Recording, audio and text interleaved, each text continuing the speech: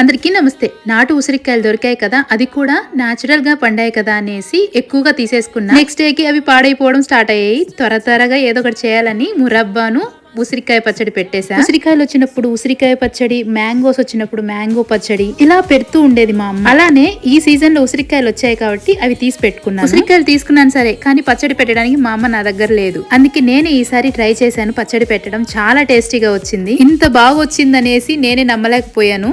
ఎలా అనుకుంటున్నారా? Last year మా అమ్మ ఉసిరికాయ పచ్చడి పెడుతుంటే వీడియో తీసి యూట్యూబ్ లో పోస్ట్ చేసి, ఆ వీడియోని చూసి నేను ఉసిరికాయ పెట్టాను. చాలా ఈజీగా అనిపించింది. అసలు అందరికీ అర్థమయ్యేట్లుగా ఉండే కొలతలతోటి చాలా ఈజీగా చెప్పినది.